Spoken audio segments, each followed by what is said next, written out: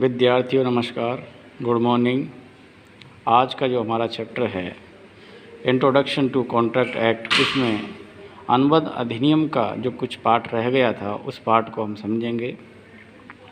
भारतीय अनुबंध अधिनियम की कुछ विशेषताएं होगी इसमें, और उन विशेषताओं के अंतर्गत हम समझेंगे कि भारतीय अनुबंध जो है वो किस प्रकार से विशेष कर माना गया है।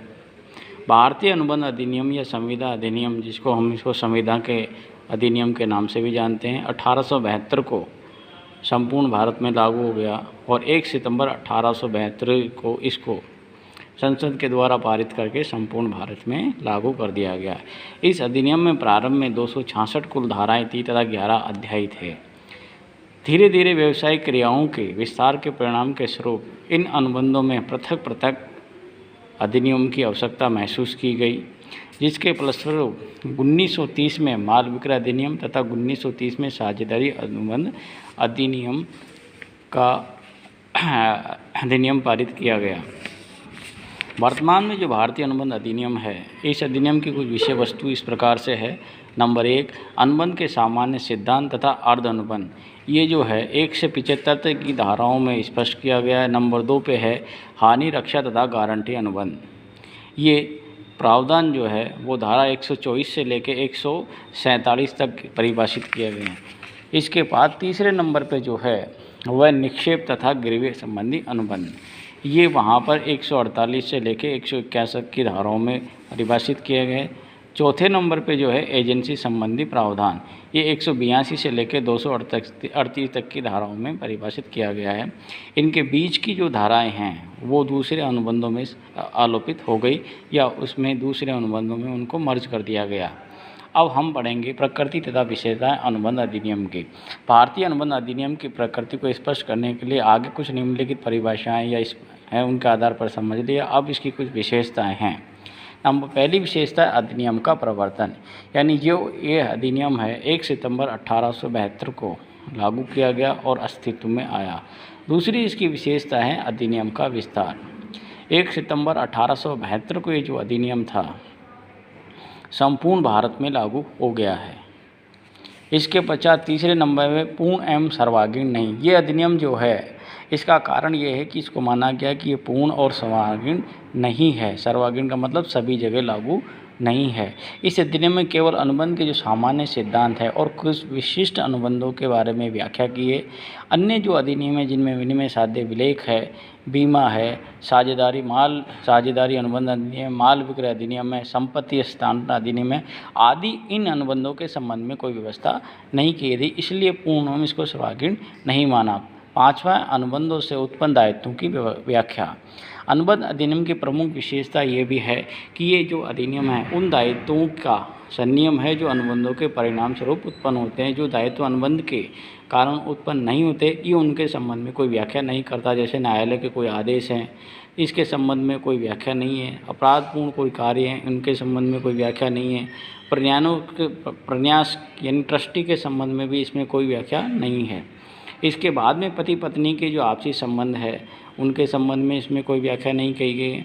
साथ ही जो अन्य दायित्व है जो वहाँ पर अनुबंध से उत्पन्न नहीं होते लेकिन किन्हीं कारणों से वो परिस्थितिवश उत्पन्न हो जाते हैं, उनके संबंध में भी इसमें कोई व्याख्या नहीं की गई है। अनुबंध के कुछ सिद्धांत एवं सीमाओं का उल्लेख। इस अनुबंध की एक विशेषता ये भी है कि अधिनियम अन्य अधिनियम और संनियमों की भांति पक्षकारों के विस्तृत अधिकारों और दायित्व का उल्लेख नहीं करता, बल्कि ये तो अनुबंध केवल उन धाराओं के निर्माण, नवीनीकरण, परिवर्तन आदि और निष्पादन एवं समापन के संबंध में व्याख्या करता है जो अनुबंध के सामान्य सिद्धांतों में दिए गए हैं। इसके बाद में जो है वो है 7वां, व्यक्ति लक्ष्य अधिकारों की व्याख्या। ये कहता है कि कुछ अनुबंध अधिनियम के कुछ दायित्व होते हैं। जब एक व्यक्ति दूसरे व्यक्ति से अनुबंध करता है तो उसके कुछ अधिकार और दायित्व उत्पन्न होते हैं। इसमें पहला है लोक लक्ष्य अधिकार। एक व्यक्ति को ये संपूर्ण विश्व में अनुबंध के अंतर्गत जो किए गए कार्य हैं उसके अंतर्गत वह उसको संपूर्ण विश्व में प्रयोग करने की वहाँ पर जो है व्यवस्था करता है। दूसरा है व्यक्ति लक्ष्य अधिकार। एक व्यक्ति को दूसरे व्यक्ति के विरोध अधिकार प्राप्त कराता है। पहला जो लोक लक्ष्य अधिकार है और दूसरा व्यक्ति लक्ष्य अधिकार, इनको हम इस उदाहरण के माध्यम से समझ सकते हैं। जैसे ए ने बी को अपनी एक कार 50,000 रुपये में खरीदने का प्रस्ताव दिया, जिसे बी ने स्वीकार कर लिया। यहाँ ए द्वारा बी को कार दी जाएगी और बी द्वारा ए को राशि दी जाएगी।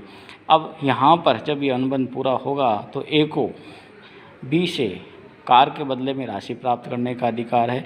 ये एक व्यक्ति को दूसरे व्यक्ति को वहाँ पर जो है एक व्यक्ति से दूसरे व्यक्ति के विरुद्ध अधिकार प्राप्त हो जाएंगे कि ए बी से राशि प्राप्त कर सकता है और बी ए से कार प्राप्त कर सकता है।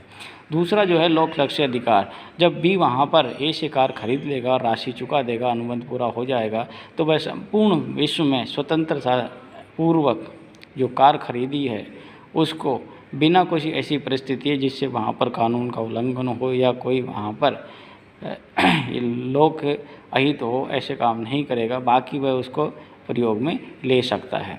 अनुबंधों के कानून का क्षेत्र, ये अगला हमारा जो है वो इसी चैप्टर में है। विधि शास्त्री सर जॉन सामन ने लिखा है कि अनुबंधों का कानून ठहरावों का संपूर्ण कानून नहीं है और न ही ये सभी दायित्वों का संपूर्ण कानून है।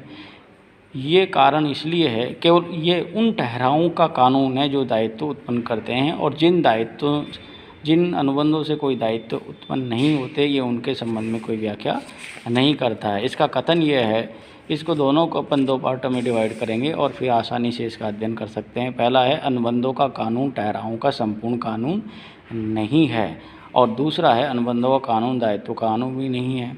यानी जो प्रथम है अनुबंधों का कानून ठहरावों का संपूर्ण कानून नहीं है, इसमें केवल ये उन ठहरावों की व्याख्या करता है जिनका अनुबंधों के अंतर्गत दायित्व उत्पन्न होते हैं, और अनुबंधों के अंतर्गत जिन पर कोई दायित्व उत्पन्न नहीं करते ये उनकी कोई व्याख्या नहीं करता है। दूसरे नंबर पर जो है वो आपका अनुबंधों का कानून, ये सभी दायित्वों का कानून नहीं है। यानी कि ये अनुबंधों का कानून उन दायित्वों पर लागू नहीं होता जिनसे दायित्व उत्पन्न नहीं होते, जो मौखिक रूप से किए जाते हैं, जैसे सामाजिक है, राजनीतिक है।